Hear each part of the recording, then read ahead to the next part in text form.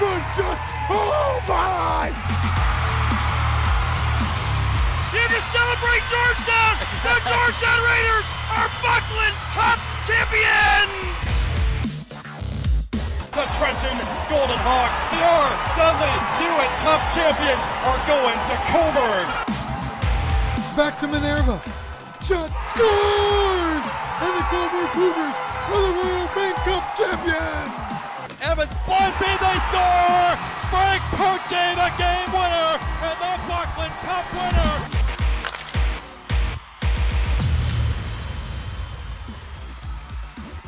The two East Division frontrunners clashed in Coburg on Saturday night with the Cougars and Fury going at it, and there was no arguing the fact that the game certainly lived up to expectations. More on that coming up in just a moment. This is the OJ Today. Thanks for tuning in, everybody. I'm Alex Bastiavansky. This week, we'll have a feature story on that Whitby team who have been one of the OJ's top squads so far this year. Also, Kevin Dean joins me via Skype to discuss what's been happening up in the North Division. But first, highlights. And yes, the aforementioned Whitby Fury have been a revelation this season. They've shot out to one of the best starts in the league. Problem is, Coburg has been just as good. They're both stuck in that same cutthroat East Division. The two squads squared off in last weekend's most highly anticipated encounter on Saturday night. OJ Highlights now brought to you by Hilton Hotels. Hilton, the official hotel of the Ontario Junior Hockey League.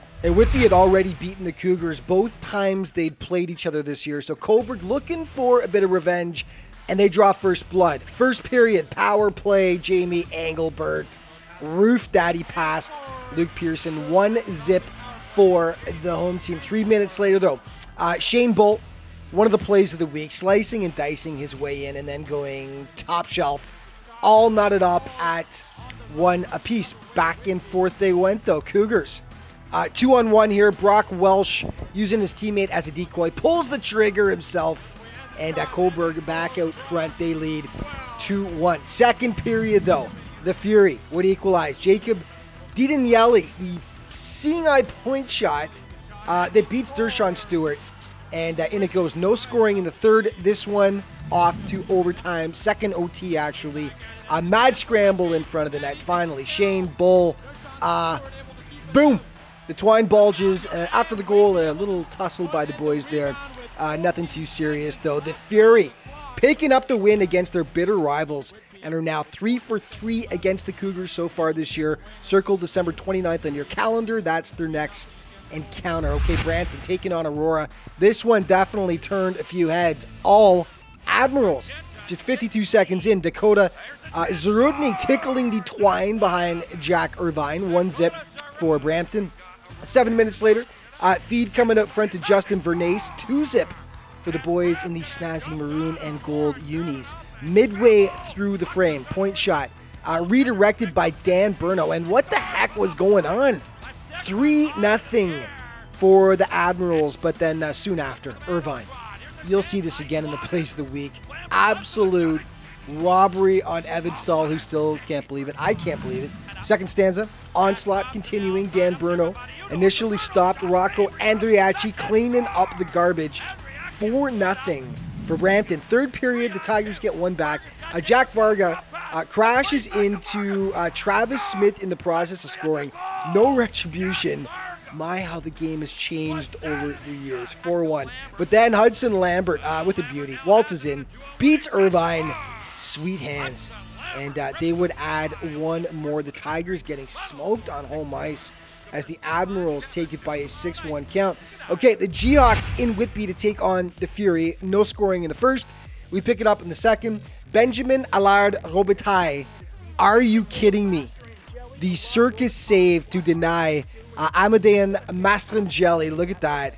You'll see that in the plays of the week as well. Obviously, Trenton making no mistake at the other end. Jacob Campbell finding daylight behind Luke Pearson. Jayhawks draw first blood. They lead 1-0. 3 minutes later, how many saves exactly is Pearson expected to make before getting some help? Trenton putting home the third chance, and they lead by a deuce. Late in the frame, Whitby just messy in their own end on this day. Hawks making them pay. Cameron Gaylor shovels it home. That makes it 3-zip, and that's how it ends up. Trenton now with a single point, within a single point of Whitby. That three-way battle is going to be fascinating to watch in the East. North York trying to run their win streak to 13 games. If you bet against them, bad move against Newmarket. 2-19 in. Tyler Flack, the easy finish. 1-zip for the Rangers. Late in the period, Joey Maziarz, the home run pass to Ashton Stocky. Clinical. North York making everything look so easy right now. 2-0. Second frame, tic-tac-toe passing here. And it just sneaks through Christian Hubsky to make it 3-zip. They would go on to add one more to take it 4-0 and run their incredible winning streak to 13 games. Okay, some heartwarming stuff now. Thanks to Steve Mitchell at Genmark Media for the footage. The Aurora Tigers taking part in the Samaritan's Purse Christmas program for Aurora's Cornerstone Church. They were out doing their part in the community. Hi, I'm Joseph Meadsey. I'm filling up 2 boxes here, one for a girl and one for a boy. You know, it's nice to give back to the less fortunate people and the less fortunate kids in Africa. We're on our way over to the Cornerstone Church to drop the boxes off so they can send them across the world to kids in need. A great day for us here. Thank you. And that was Tigers president Jim Thompson with the guys there doing their part to give back. Samaritan's Purse will be sending the gifts around the world to children in need. And, you know, it's always great to see OJHL teams lending a helping hand. Great job, boys. Okay, OJ trivia before we go to break. What OJHL goalie was selected to represent Canada at the World Under-17 Challenge? First correct answer to our Morocco at the OJHL.ca wins an OJ prize pack.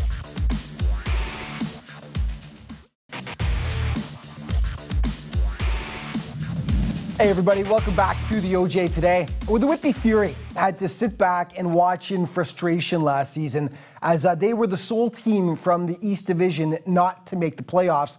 But it wasn't entirely unexpected as the squad was in a rebuild. This year, their patience has paid off in spades as the Fury have been neck and neck with Cobourg for East supremacy all season long. We take a closer look at what's been the secret to Whitby's success now in this week's team report, brought to you by Cliff Bar.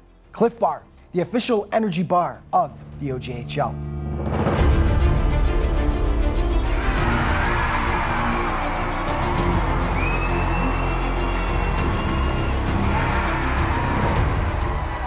Sometimes in life, you've got to take a step back before you can go forward. That analogy definitely applies to the Whitby Fury. 2 seasons ago, the squad was a powerhouse, finishing with the 3rd best record in the Northeast Conference.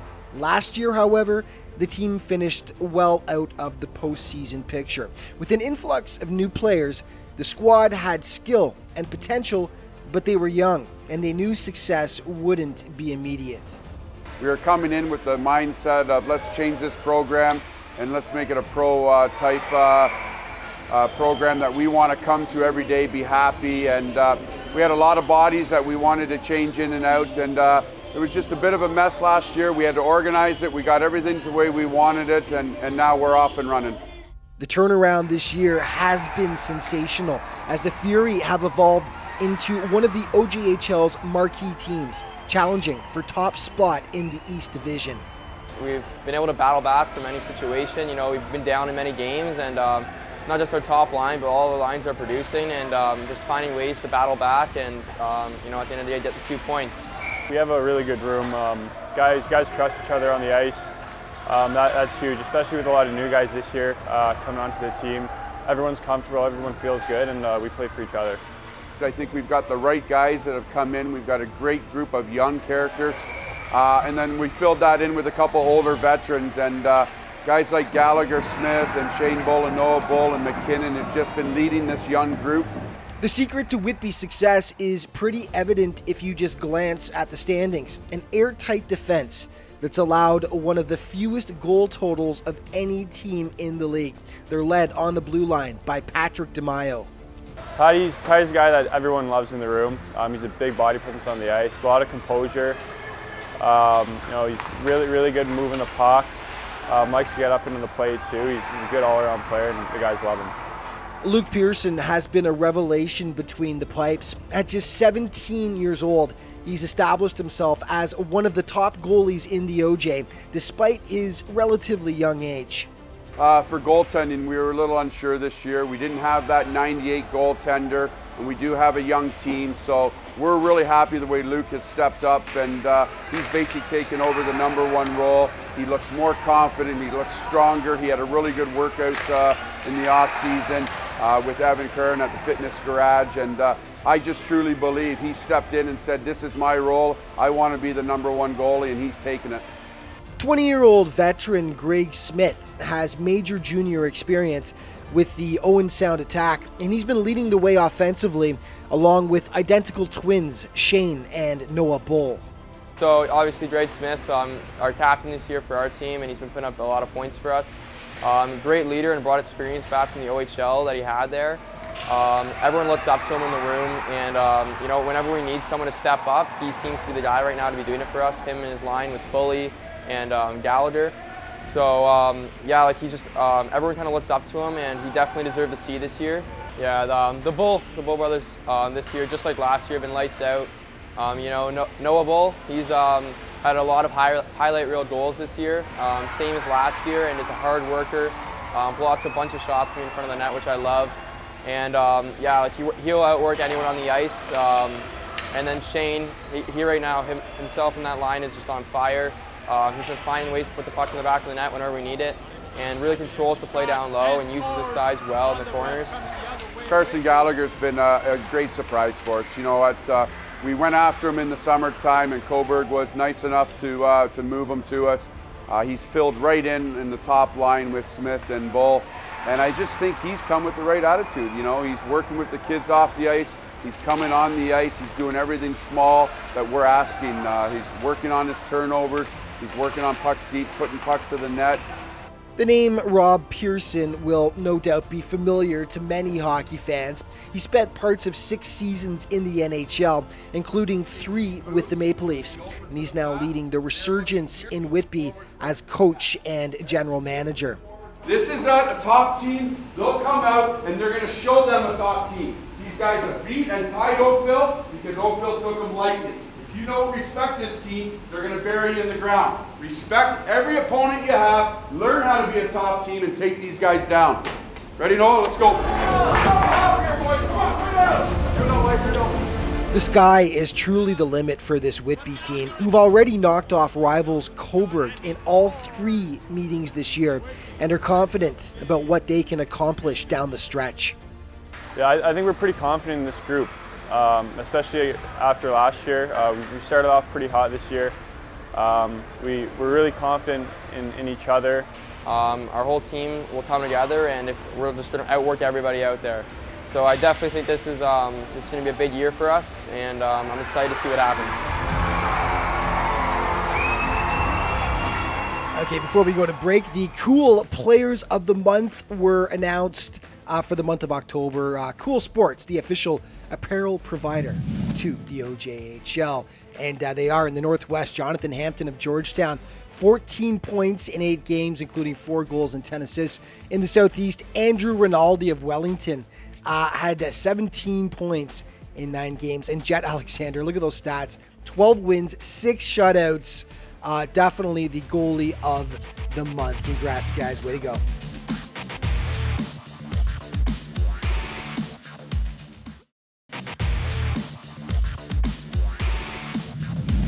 Hey folks, welcome back to the OJ today, and I'm happy to have for the second time this season, KD, the man himself, Kevin Dean. Welcome back to the show, buddy. Second time this year. You are a busy man, as mentioned. We did the East last time you came on because you are the play-by-play man for the Coburg Cougars. In the North, though, you are the guy for the Tigers of Aurora, and we're going to start in the North today, and we're going to talk about your Tigers. Healthy lead in the North Division so far, but a couple of strange losses so far. A blowout against Newmarket, and then against Brampton as well a couple of weekends ago. Another strange one, 6-1 loss. Plus they just lose Kyle Ballers to Oshawa of the OHL, and he was their second leading scorer this year. I'm not trying to sound negative, of course, because things are going great in Aurora, but overall, your impression of the Cats and what's going on there? Well, you're right about Kyle Bowlers. Going to Oshawa, he was like 5th or 6th in leading and scoring in the OJHL, so that hurts. That hurts big time. But the management, Dermot Anderson picking up Nolan Turry and Dominic Argento, 2 outstanding hockey players, and you know they're gelling. As for the 2 losses, yes, they got beat. They got beat handily last Friday night against Brampton. And watch for that Admiral team. They're going to give Oakville a goal in that division. But other than that, the team has been playing quite well. You know, they've got 30 points, and I talked to Jimmy and Dermot, and I said in a meeting, I said, you know, at this time of the year, would you be happy with 30 points? I said, absolutely. So, you know, they will fine-tune the team, but they are playing pretty solid hockey this time of year. Right, and the Battle of York region, of course, one of those squads is the Markham Royals. And Markham, 2nd place right now, led by Aubin and, Lesio in scoring. Your impression from what you've seen from the Royals so far, they're a team that you've seen a lot during the year. Well, they are, like I mentioned last year, they are a run-and-gun team. Mike Galati likes that style of hockey, and it's exciting, but it's up and down, but they certainly leave their goaltenders out, you know. A lot of odd man rushes. That's been a Markham trait the last couple of years, hasn't it? Absolutely, yeah. Oh, absolutely. It's an exciting brand of hockey, but that number 12, I really like his game. Luciani, boy, he can fly, and he was wrecking havoc. And the 2 other lads you mentioned, outstanding hockey players. And another one, Zach Zarata. Boy, they picked him up from Milton. And young Zach, he was wrecking havoc on the ice there the other night. And Aurora got lucky. Jacob Ball scoring a goal with about 5 seconds left to double overtime, or that could have went the other way for Markham. Yeah, Newmarket, another York Region team, sort of struggling to find consistency right now, hovering around that 500 mark. A couple of big wins so far, though, Aurora being one of them, as we mentioned, that blowout game, and the Trenton Golden Hawks as well. What have you seen from the Hurricanes so far this year? Well, Trotman has been outstanding. He is leading the way, and along with DeGasperis, those 2 have been leading the way for Newmarket. The rest of the team... DeGasperis might have the most highlight reel goals we've shown so far this year. He's been unreal, hasn't he? Oh, he's absolutely been dynamite, and he's been outstanding, but they're 20th in the league in scoring, only average 2.5 goals. That's not going to get it done. They've got to move up the ladder. They're currently, 2 games under 500. And, they can play better hockey than what they're playing right now, no doubt about it. Yeah, I agree. The Pickering Panthers, I think more was expected this year, I think you could say, after they made the playoffs last year. We saw them, they were in the depths a couple of years ago, and they really started rebuilding. Great season last year. I think we were expecting a little bit more. They're not doing so hot right now, though. Of course, they do have the returnee Dustin McFall, who was drafted last year in the NHL draft. But what's going on in Pickering? What's been their downfall, do you see, so far this year? Well, really, they've got all the talent. I wish I knew that answer. They've got these young Wheaton and McFall and Franz and Pouliot. I picked them the Battle of Aurora for first, and right now, Sim with a record of 6-12. That's not good. And they got too much talent on that team. They're a tough, they're in-your-face type of team. They put it to Aurora there. The Tigers beat them 4-0, but I can promise you one thing: the Tigers, after that game, they were looking for the ice packs. They're a big bruising team. They are the Panthers. They'll turn it around. Yeah, it'll be interesting to see because they were a great story last year, one of the most improved teams in the OJ. So, we're going to finish up with your Stouffville. Tough season so far. Sitting last place, tough is a bit of an understatement. One bright spot for them. Costa, we've been debating about whether it's Manikis or Manikis, but we're going to call him Costa anyway. Made NHL Central scouting players to watch list. So that's a plus for the Spirit. Great young player he is, but they're really struggling in last place now, aren't they? Well, I think they're currently on an 8-game losing streak, and they're 2-13 on the year. And I love that kid Costas, and also Connor May. They're the 2 players that up-and-coming players for Stouffville. But like you mentioned, Costas, he's an unreal hockey player. He's worth the price of admission, and hopefully Stouffville turns it around. Again, they are struggling, and I just hope things turn around for them. They got the talent there, but when you're last in scoring, 20th in the goals against, and last in the power play, 20th on the PK, it's pretty tough. It's tough, and they've been on the receiving end of some real spankings this year. A few blowouts there for sure. Hopefully Stouffville turns it around before Christmas anyway, because they got a lot of talent on that team, as you mentioned. We've got just over a minute. Before we go, something huge that you wanted to talk about. And of course, you know, our thoughts and prayers, our hearts went out to the Humboldt Broncos last year with that horrible bus tragedy. Some really exciting news out of Aurora and some great stuff that Jimmy Thompson's going to be doing. I'm just going to shut up and let you talk about what's going to happen here. The Aurora Tiger management are bringing in 13 members and family members of the Humboldt Broncos for hometown hockey. They're going to be taken to the Niagara Falls. They're going to be going to the Hockey Hall of Fame and also going to an NHL game. And unbelievable job by the Aurora Tigers, the management, Jim Thompson and Rita Tassoni bringing them in. And it's going to be a lot of fun, and it's going to be a great time for everybody, the Humboldt and all the Aurora fans on hometown hockey coming up the 8th and 9th of December. Just absolutely unbelievable, the Aurora Tigers ownership doing that and really stepping up. And just, you know, it's so great to see it. People want to find out more. Of course, they can go to the Aurora Tigers website. Just a great event, and they'll be honoring the players, as you mentioned, on that night as well. Kevin, always have a great time with you, man. When you come on the show, we'll be doing it again soon. Thanks, buddy. Thank you a lot. Appreciate it, and you're doing a tremendous job, my friend. Thanks, pal. More J Today coming up in just a moment.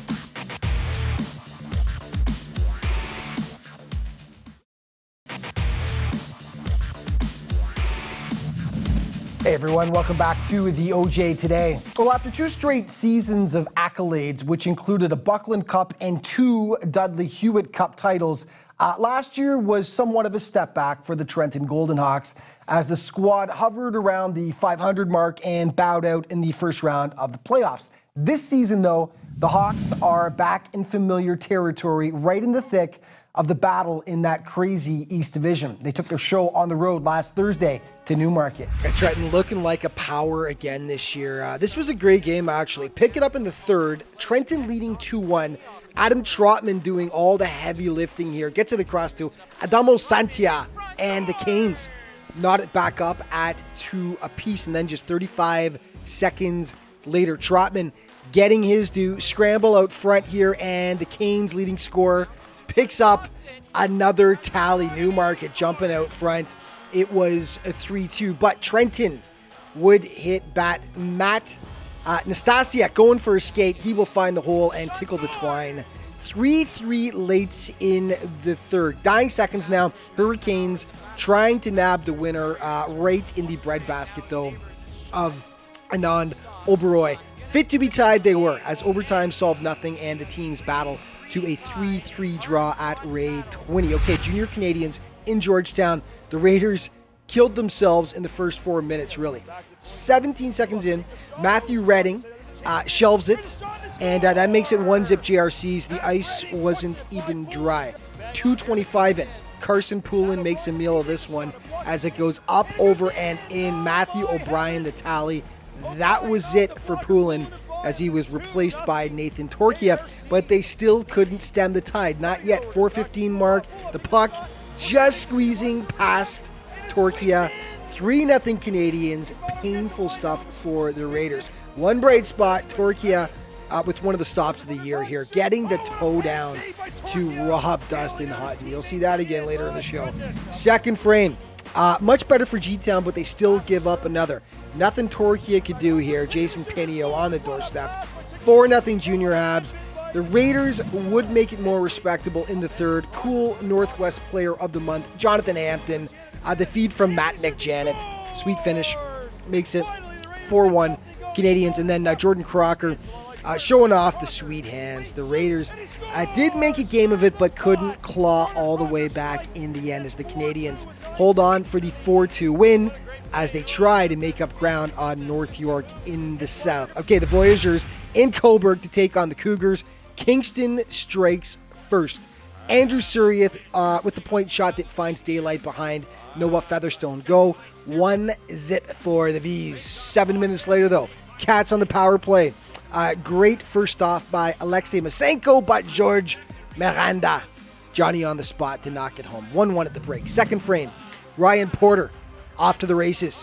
One-on-one with Masenko and buries the biscuit. 2-1 for the guys in green. Kingston responds, though. Aiden Harris, way too easy as he saunters in and finds the back of the net. 2-2. Third period, all Voyageurs. Suriath sets up Sean Robertson. Boom goes the dynamite. 3-2 Kingston. And then Ryan Gibson, there's some mustard on that shot. finds the top shelf past Noah to make it 4. They'd add one more to make it a 5-2 final. Big win for the Vs as they take down the first place Cougars. One more for you. Lots of goals in this one. Chargers at Pats, 2-on-1. Dirk Static making it 1-0 for Tirana.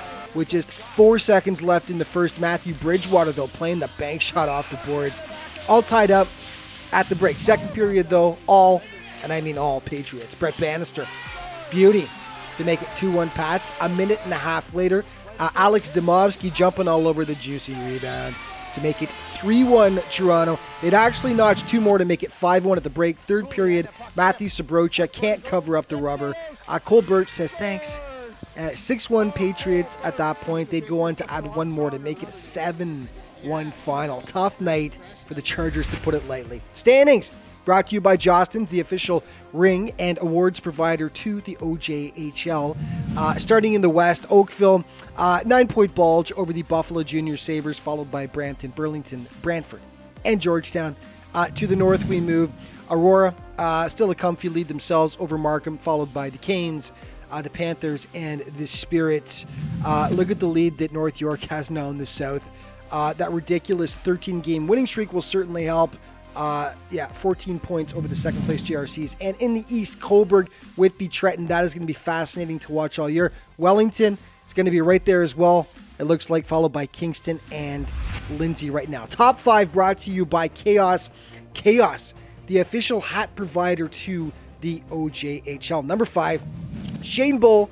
He's been doing this all year for Whitby. Huge rush against Cobourg. He goes roof daddy for this sweet finish. And number 4, Brampton's Hudson Lambert right through Michael Palandra, and then he rips it past Jack Irvine.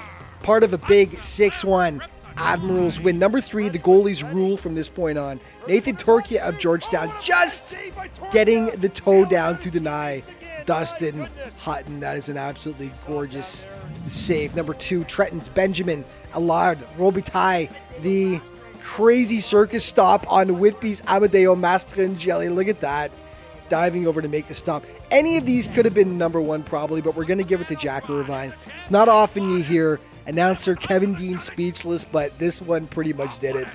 Larceny on Evan Stahl. Watch as he just dives over and snags it. Gorgeous play. And that right there is our Chaos play of the week. And that's all the time we've got for this week. But just remember, you can always keep up to date with the league by heading to ojhl.ca. And of course, all of your social media options are right there for you to check out as well. Thanks so much for watching, everyone. We'll see you next week.